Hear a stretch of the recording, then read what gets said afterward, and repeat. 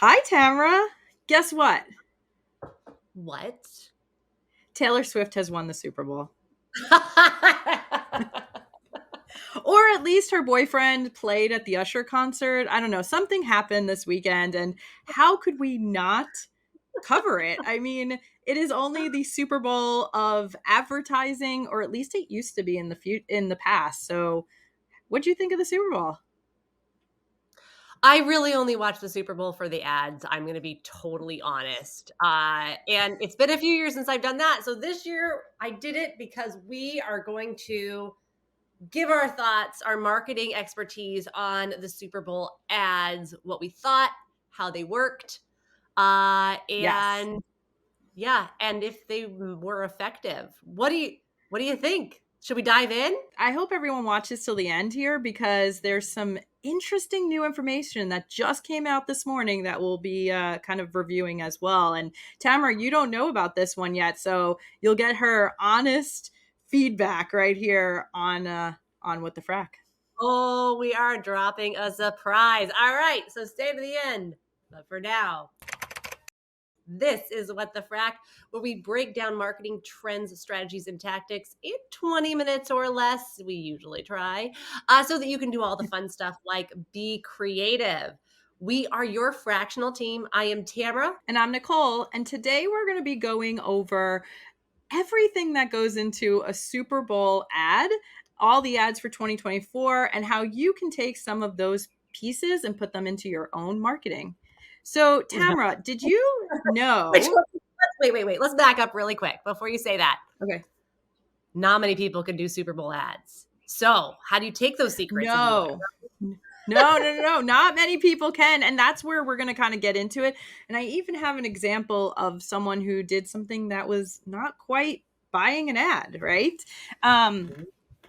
Yeah. So let's jump in. So did you know that 202.4 million people watched the Super Bowl this weekend? I didn't, but that feels like it's a record breaker.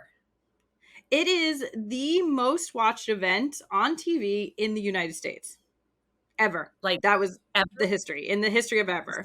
Mm-hmm. Thank you, Taylor Swift. Down The in Taylor Swift beer. effect. I loved it. But also, do you know, let's see if our audience here knows this. Type below in the comments how much you think it costs for a 30-second ad on CBS. We'll give you a second here. Tamara, do you know how much it costs? So I don't know the recent ones, but I'm going to take a wild guess here. You tell me how off I am. It's something like $250 a second, or is it 2050? It's what is it? It's you It's buy it. closer to Yeah, it's closer. You have the two correct. It's closer to 200 and something thousand a second. So it's about Oh, $7 million for a 30-second spot. yeah. I Yeah. missed a few zeros on that. Just a few zeros. And the reason I bring this up is because, like you said, not everyone can do a Super Bowl ad because, let's face it, most companies don't have this money. Even startups don't have this money that are well funded, or they don't want to spend it in this space. And so I personally brought up the other day when we were talking about this how I think that Super Bowl commercials have changed. We used to think about them as these like really great place, like most, I think it's 43% of people actually watch the Super Bowl just for the ads. And the commercials used to come out, like if you think about like GoDaddy or E-Trade, when they first came out, they were these like emerging startups. They had these great ideas. It wasn't just based on celebrity or star power. And now one of the major things I saw was that it was majorly like these Fortune 100 companies and who can have the best celebrity this year. So that to me was a sign of the times and the sign of how expensive it is to actually advertise on the Super Bowl. But that doesn't mean we can't take some of the tactics, right, Tamara? Well, yeah, and it's funny because I had kind of a different perspective on this. I was thinking, like, man, I remember growing up and all you would see is like different beer commercials, or it was like food and beer, right? And now we're seeing technology and like health initiatives, right? Or social conscious Mhm. ads. It was really different than the Super Bowl ads that I grew up with, where it was just like the Budweiser Clydesdales that I Yeah. remember. And Budweiser Clydesdales did make an appearance and had a classic ad. I don't know if you remember that one, but maybe we were on a bathroom break, but they did make an appearance. And so we did have some of that nostalgia in there, but you're absolutely right. It's not just about selling product anymore. It's also about branding and building, that mission statement and that brand for a company. But once again, Fortune 100 companies. There were a few startups like Poppy, which was a great startup that was in there. But the majority of them are Paramount, Dunkin' Donuts, right? DoorDash, like all the car companies, right? So these are big, big, big money companies. Well, and so my thought on that is, and we're going to dive into it on our one of our troubleshooting issues or troubleshooting episodes. But it really, ads in general, TV ads, out of the house ads, they're brand building exercises. They aren't necessarily the customer acquisition that we think of, because it's very hard to track where that customer acquisition comes from when it's a brand building exercise. So you have to have the Mhm. cash to just be putting brand recognition name out there. Now, that being said, what I do want to touch on, we'll touch on a little bit today, and we'll touch on a little bit in this other episode, is how can you do that funnel exercise? And there's a few great Mhm. examples in the commercials that we're going to talk about. So, Nicole, when we first decided to do this episode, we wanted to come up with two things. One, we wanted to have our own methodologies as to why we thought these commercials stood out to us. And once we did that, we came together and we were like, oh, all right, well, this is my favorite commercial. This is my favorite commercial. And what we realized is a lot of our commercials overlapped. So what we're going to look at is we decided to take Ad Age's top their top commercials. We're going to get through a few of them, Ad and week. then Yeah. week. Um, Yes. we're going to take ad weeks and we're going to look at their commercials as what they spotlight, and we're going to give our opinions on them from a marketing perspective. So when I started looking at these, what I wanted to look at the commercial for was, okay, so what is the brand's target audience? Then with the Hmm. commercial, are they hitting that target audience? And then 3 would be, are they utilizing something to funnel people for customer acquisition? And then 4 was like pure emotional response, right? Like, do I like it? Do I not? It's going to be, and commercials are widely just an emotional response. So there it is. You're going to get I my personal I take. would What? even yeah, I would even argue that that is almost like the biggest thing, because I've been ever since then, I've been looking online, seeing what the responses have been. I have an ad week list of the 13 best Super Bowl, commercials up, and I have a Fast Company list of all the best commercials. And very few of them actually overlap. And it's funny because I also have a list. I sat there with a pad writing all my notes down for this episode as I was watching the Super Bowl, and then mine barely overlap, right? So there is an emotional connection to these things, and which is even more of a reason why you need to make sure you have a budget for something like this. It's the same thing as going to the Super Bowl, right? It costs like an average of $7,500 a ticket, right? Not everyone's going to be able to do it, but doesn't mean that we can't take things away. So I think we should jump in. Yeah. So Can on I say ad something really weeks, quick? Really yeah. quick. There was one thing that we did agree on, and it was Ooh, the what is it? ad we hated. And that's going to come up last. Well, and also, yes, it was the ad we hated. So we'll go over that in a second. But I'm jumping into ad week's top 13 ads. We won't go through all of them, so I'll just start throwing out a few of them here to you, Tamara, and we can kind of go through them. let's start with the Dove Hard Knocks ad, all about how, body image is keeping women out of sports. And it was actually one of the more emotional ads. It was not star power driven. It was not high production value driven. It was really driven off of a message. And it was towards the beginning of the Super Bowl as well. So how do you feel, how successful do you feel that the Dove commercial it was? Okay, so one, I usually like anything that Dove does. I think they have a great creative team. They've got a great strategy team, and they understand their customer. So what I like about this? One, they know their target audience. Two, they create content to that target audience and no one else. And why I know this is once you start searching that ad, you're going to find a whole bunch of men hating on it, right? Like it even got politicized. There was all these like political movements. Now take away whether or not you're on one side or other of the political spectrum. There was it became politicized, which is bizarre to me.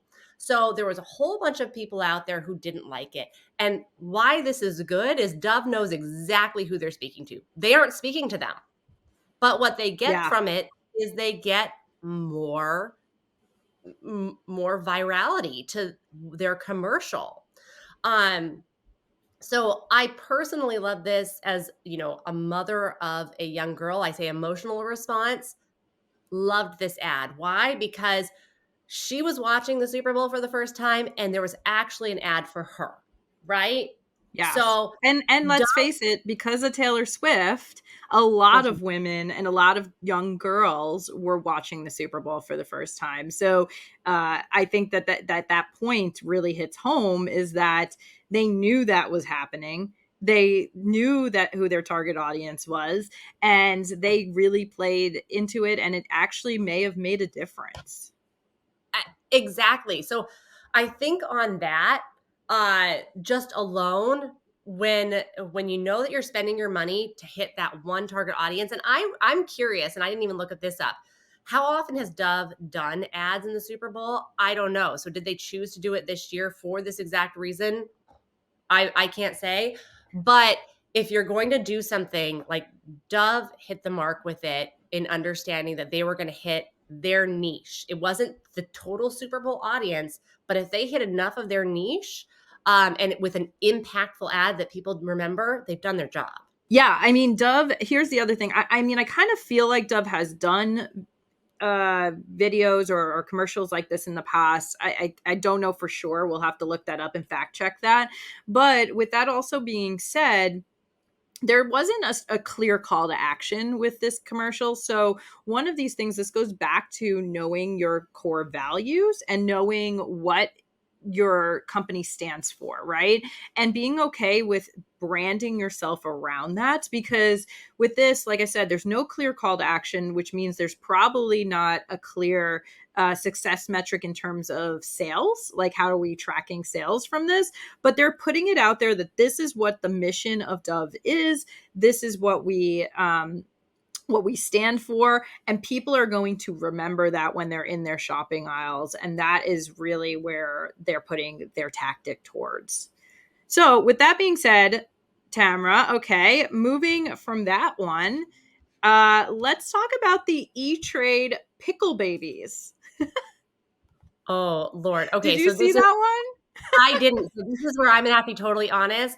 The Super Bowl does not cater to parents with young children. When it's on the East Coast, it starts so late and you're like putting your kids to bed at the same time. So you've got to take the lead on this one. I missed that All commercial. right. I actually had this one in one of my top favorites, mainly because it gave me that nostalgia of E-Trade when they first came out and they had the babies and they're trying to talk about making it simple. And then they also brought it into like the new age with this pickleball action, where they are these E-Trade babies are a little competitive. They're doing something that's really unique to what's happening right now in our culture, and they're bringing it back to the company. And I thought it was a really great ad. I thought that it was funny. I thought that a lot of people would be interested in it. Whether or not I thought that it actually told us what E-Trade fully did or had a great call to action, I mean, I don't know. So we'll see how that goes. But I thought it was a really great ad because it just really had that nostalgia feeling, but also brought in new people who may not have ever seen the E-Trade, commercial, which probably was like at this point 10 years ago, if not a little bit longer. And so it really kind of brought together the generations who have been watching the Super Bowl. I think that's the key point there, right? That you're mentioning is like, it's that emotional response. Are they doing that? Are they bringing, I haven't thought about their platform in a very long time. So how do they become Mm-hmm. relevant again? They have to become a part of that, like the zeitgeist again. And this is how you do it. This is their moment. They grabbed it. Yeah. And I think you just said a really important thing, relevancy, right? So we always talk about what does success look like. And so often in business, success is like the metric of sales, right? It's just about the revenue. But with something like E-Trade or Barbie, when we talk about Barbie and the movie, right? It's all about making a brand relevant again. And so for them, that was what they could do to make it relevant. And I thought they did a really good job. So if that was their success metric, good job, marketing team. You did it. Yep. Uh, all right. So moving on to one of my favorites that I thought did really well. It was actually a really great idea, but I think the follow-up was terrible. So the DoorDash dash all the ads one Wait, how do you think the commercial. follow-up is terrible? Okay, go ahead. Because I looked at this and I went,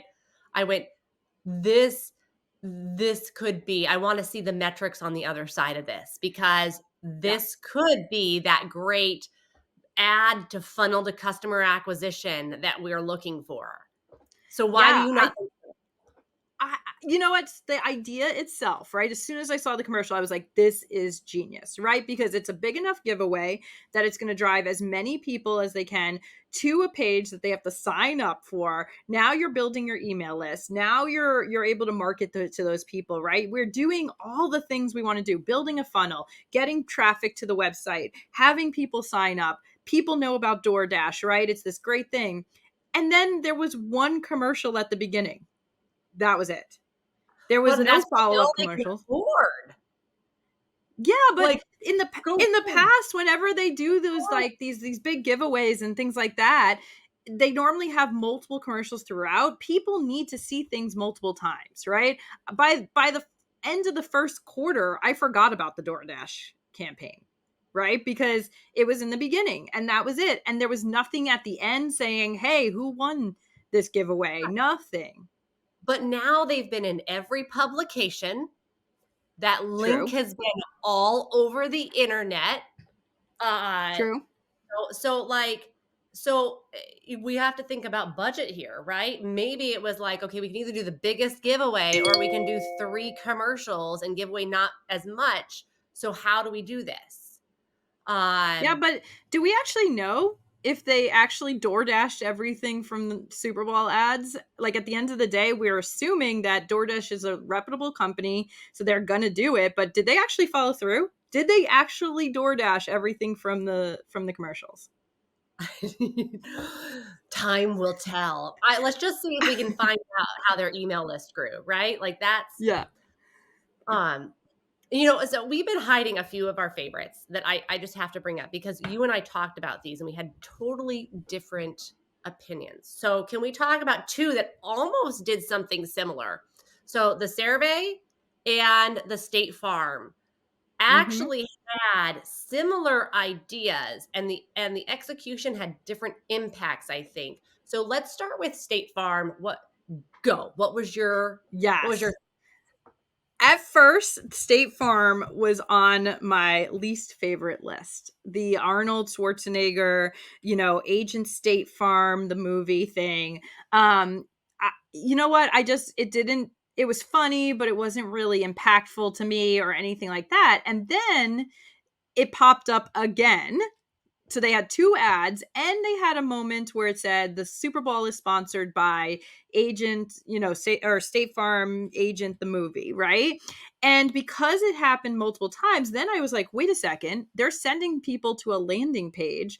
They have this kind of like teaser moment. They send people to this landing page to see the rest of the movie, and then they have this lead generation moment. And not only are they building traffic, brand name, they have the celebrity, they're using it multiple times and executing correctly.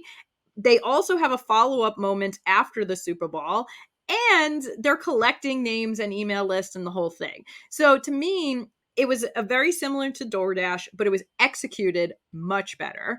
And so it actually, I have a big arrow, and it moved up from the least favorite ads list to the most favorite ads list. So, and here's one thing that I liked about it. It wasn't just an ad, it was an experience.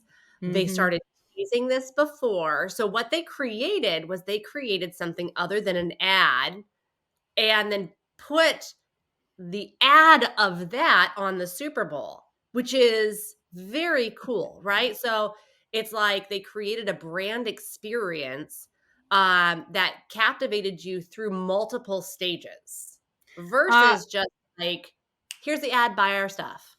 Yeah. Talk about experience. Can we just, I know you want to go to survey, but talk about experience. Can we just talk about the marketing genius of Beyonce and the Verizon ad, and then where she teases new music and then launches the new music right after the ad? I mean, nobody can stop talking about, I mean, it's a race between Taylor Swift and Beyonce right now, and nobody can stop talking about Beyonce. Yeah, and I loved with that ad, and again, this is where just emotional response goes. It really like felt like Veep to me. They pulled in that like Beyonce's being teed up to be like, you know, the leader. She's and it's very clear that they played on a lot of different like cultural trends, things that are in our zeitgeist, right? Things that are being said. They played all of that up because we love it, right? Yeah. So I think they did a good job planning that out and thinking about what would extract an emotional response from us and then how to put that into an actual format. I mean, the call to Yeah. action, I didn't really, I actually didn't even pay attention. Like, you know, that didn't necessarily make me go to buy something, right? But, and I'm a Verizon user. So it's just like, Well, but the winner I is like Beyonce, not Verizon. the winner Because is everyone's gonna forget about Verizon. Verizon just basically paid for Beyonce to launch her, her new music. yeah. What I was gonna say though is, even though Beyonce won in that arena, Verizon maybe didn't get what they were expecting to get from it. I also kind of like love Verizon for, in a sense, in this space, and I'm not a Verizon member because in a time when we're talking about men being mad about the Dove commercial, men being mad about Taylor Swift being shown for 30 seconds on a screen during a 3 hour game at the Super Bowl, and just people being angry about powerful women, Verizon went out and said, we don't care, right? Like, Yeah. this is Beyonce, and we're going to, now granted, I'm sure that wasn't really the huge decision making piece. I mean, it still is Beyonce, and she still has a huge following, and people are going to love her, and all of that. But they went out there and said, we're going to put something on TV on the Super Bowl that probably is going to piss some people off, and we're okay with that. And I have to applaud them. I have to applaud them for that. I Um, think that's really key in understanding when we talk about brands understanding their audience, that is key. mhm. Know who you're speaking to, don't care about the rest. They're not buying your product anyways. And for the few who don't buy your product because they're ticked off about something, bah, right? Yeah. Uh, And the best now, response, I was going to say, the best response I've ever heard to hate is that because when you start putting stuff on YouTube like we're doing, right, there's going to be people who are going to hate it. And so I actually saw an interview, and I can't remember who it was, but they were talking about how they feel about the hate, and they're like, it's another comment that adds to my algorithm and engagement, so keep hating, right? And so that's the thing that they don't mind about is the hate coming in, as long as it fits the core demographic. And this is where the celebrity power piece too, Tamara, comes in. Is like, so often I hear people talk about like, well, I know so and so and they have a following. Great. That doesn't mean that they should be on your commercial, even if they're a local celebrity or whatnot. It should still fit your brand and your buyers. Can we go back to survey? Because this kind of brings us back to survey. Yes. Um, the Michael Cera commercial is the one that aired on the Yeah. Super Bowl, and we had very different opinions of that commercial. I personally was not impressed with that commercial. It was creepy, and I don't know. I'm not against Michael Cera.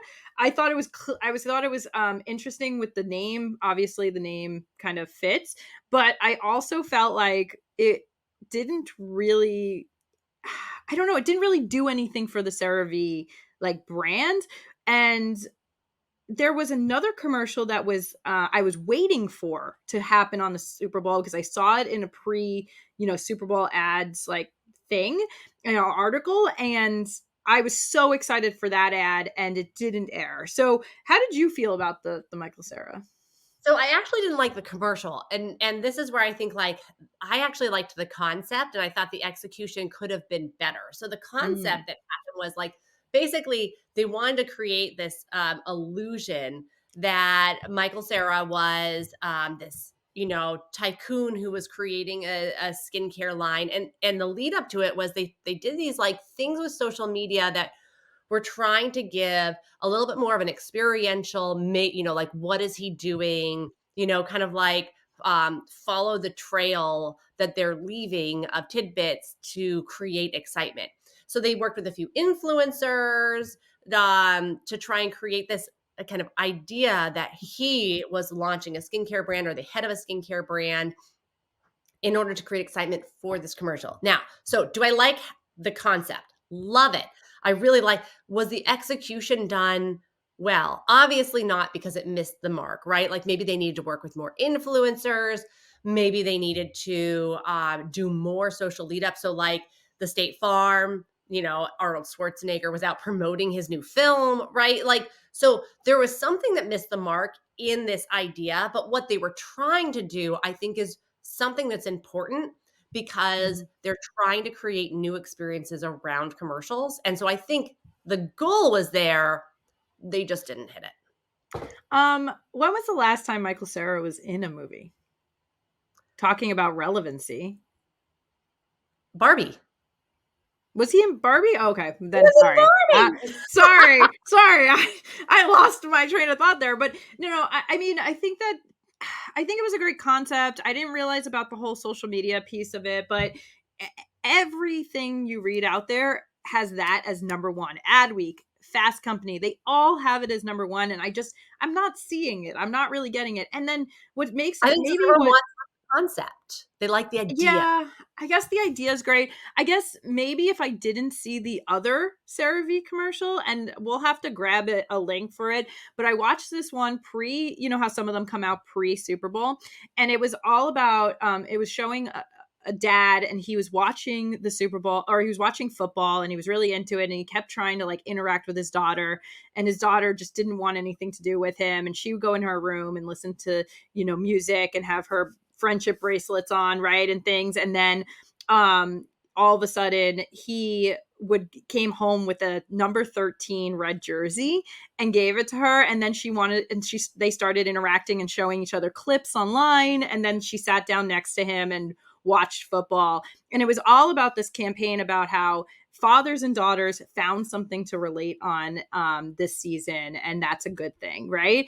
And even though it has nothing to do with skincare, um, it really stuck out to me as something that addressed a moment in time that we're in right now, address the hate that we are experiencing, and also brings two communities together. And once again, this is your core values of your company, and it really stuck out to me. And whether or not it's going to mean anything for sales, only time will tell. But they took a brand name that a lot of people don't know, or that a lot of people haven't thought of in a while, and kind of made it relevant again. And I loved that commercial, and I feel like that commercial probably cost them less money to make. It probably I don't know. I just thought that commercial was a better commercial than the rest, than the Michael Cera one. Well, probably. And now all I can think of is you said the word hate, and I need to talk about the commercial that I hated. And one of the lead sponsors. So that Temu commercial, Whoa, did it miss Oh, the for so many so reasons. bad. Let's So just bad. talk about so understanding your audience. All the commercials that we're seeing were highly like, relevant in the zeitgeist, pop culture oriented. Then you have this this company that comes in with some weird animated with icons talking about billionaires and like and you don't really know you haven't really heard about it, right? So it's a foreign company trying to enter a new market because um they've got lots of losses in the market that they're currently in, so they're trying to enter a new market. They don't understand their customers, they don't understand the placement of this commercial. They're like a lead sponsor of the Super Bowl, so they're being mentioned left and right, and then every time this commercial comes up it's like, what the heck is this, right? Yeah. Like such a miss. And it was so apparent, Mm. just a glaring, apparent miss for the company. It was a bad commercial. Yeah, my biggest beef too with it was, I mean, yeah, it was a weird animated commercial, and they're trying to get the point across that you can buy all these things and like buy for cheap and whatnot. Okay, whatever that is, that is. Maybe it hits a demographic. But my biggest miss is that they had maybe 4 or 5 spots. They bought 4 or 5 commercial spots and played the same commercial over and over again. Like, it's so So bad. It's so much money down the drain. Can you imagine what we could do with even one of those spots worth of money? I mean, it was a really bad situation. And talking about lead sponsors and spending a lot of money, one of my biggest beefs was that Pfizer was actually a sponsor of the Super Bowl and had two ad spots. So we're talking about at least $14 million right there. And I want to caveat this. This has nothing to do with political. It has nothing to do with whether you're into the COVID vaccine or not. Like Tamara and I are not doing any hate or political space on this video series, right? But where I think that missed the mark is that I get what they were trying to do, right? Their whole commercials were around their research in cancer, and curing cancer. And so they were trying to rebrand themselves. But I felt really tone deaf to me because in a world where right now it's a big controversy in our country on healthcare costs, whether, underserved communities have healthcare, all of these conversations that are being had right now that are very important, whether no matter which side you're on, to spend $14 million to run a few ads on the Super Bowl or to sponsor the Super Bowl feels really tone deaf right now. And then also, if you're a marketer and you're the marketing team, why didn't you think about doing something that would bring in a lot more publicity? $14 million is a huge amount of budget, and you could do some really good in this world with $14 million. You could probably even do really good with $5 million and get way more PR. I mean, they were washed out by all the celebrities and all the other commercials, and it just felt very tone deaf to me. I don't know if it felt that way to you, but that's how it felt to me. picking your placements, right? Picking where you're doing it, that so that, especially when knowing that you're supposed to be cost conscious, not overspending on something that isn't necessarily brand awareness, and like product awareness is extremely important for pharmaceutical companies. Doesn't mean you have to spend the amount of dollars that you did at the Super Bowl when people are struggling to get their drugs as is. So, Tamara, we've just gone over all of the different things about the Super Bowl advertising. It was the highest watched Super Bowl, highest watched program ever. It brought in millions and millions, if not $1 billion worth of ad revenue, right? And all of this was streamed on Paramount Plus and CBS and all of their, the parent company holds all of these pieces, right? And Mhm. they made an announcement today. Are you ready for this? What? So, okay. So the parent company, the portfolio is CBS, Paramount Plus, Paramount Pictures, Pluto TV, Showtime, and cable network, and the cable networks, right? Yeah. They just made billions of dollars off advertising. Everyone around the world is talking about it. And today, the CEO, Bob Bakish, just told everyone that after the record-breaking sales and record-breaking ad sales that Paramount saw, they are continuing to move forward with significant layoffs, including over 800 jobs across its portfolio. Oh, that's awful. That is awful.